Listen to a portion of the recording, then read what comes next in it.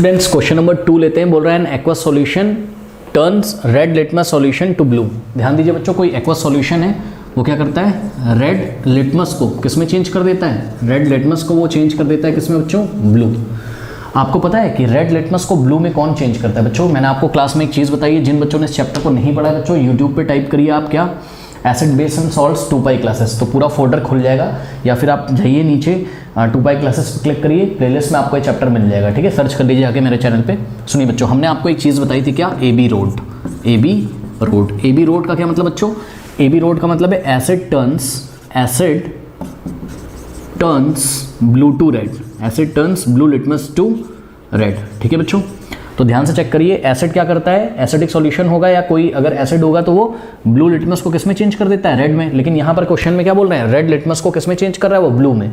यानी कि वो एसिड की बात नहीं कर रहे हैं, वो बेस की बात कर रहे हैं, क्योंकि हमने ये याद किया हुआ है ए बी रोड, यानी कि acid turns blue to red. अगर एसिड होगा तो ब्लू लिटमस को किस में चेंज कर देता है, रेड में। तो इसी का उल्टा कौन करता होगा, बेस।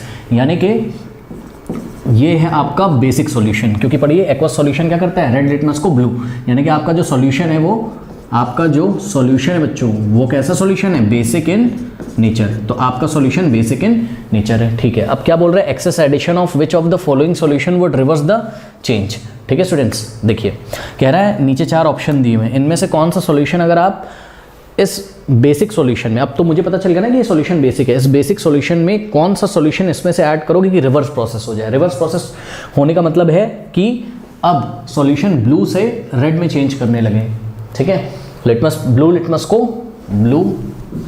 को सॉल्यूशन किस में चेंज करने लगे, रेड में। तो सुनो बच्चों, एक बात बताऊं आपको, समझिए जरा इसको डायग्राम से आप देखिए। ये मेरे पास फ्लास्क में क्या रखा हुआ है, एक्वस बेसिक सॉल्यूशन, ये तो मेरे को पक्का है पता, ठीक।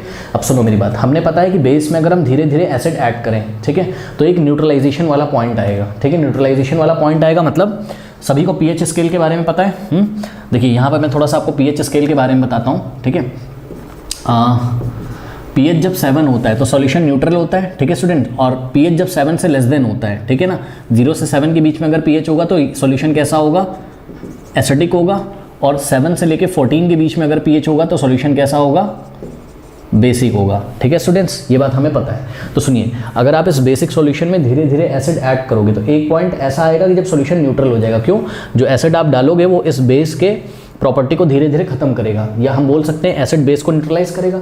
और जैसे ही सॉल्यूशन न्यूट्रल हो जाएगा, अगर आप और एसिड डालते रहे बच्चों, ठीक है, अगर आप और एसिड डालते रहे तो ये सॉल्यूशन कैसा हो जाएगा, एसिडिक हो जाएगा, ठीक है। तो थोड़ी देर में सॉल्यूशन कैसा हो जाएगा, बोलो अब किसका, क्यों नहीं दे सकता हूँ मैं काम कर रहा हूँ उससे।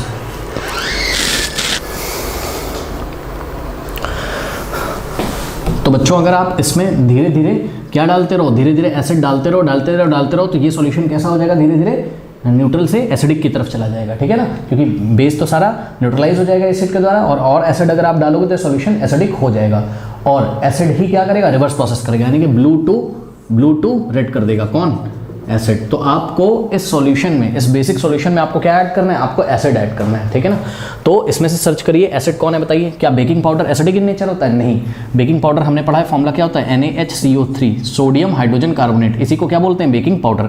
ये बेसिक इन नेचर होता है, ठीक है बच्चों, ये क्या होता है, बेसिक इन नेचर होता है। तो बेस नहीं ऐड करोगे क्योंकि सॉल्यूशन में पहले से ही बेस है, आपको एसिड ऐड करना है। लाइम क्या होता है, लाइम वाटर हमने पढ़ा है CaOH होल ट्वाइस, ठीक है, ये भी क्या है, ये भी बेसिक इन नेचर होता है, ये भी ऐड नहीं करेंगे, ठीक है।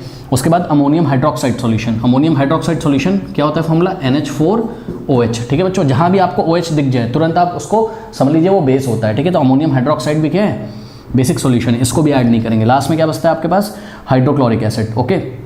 हाइड्रोक्लोरिक एसिड का फॉर्मूला क्या होता है बच्चों, HCl होता है।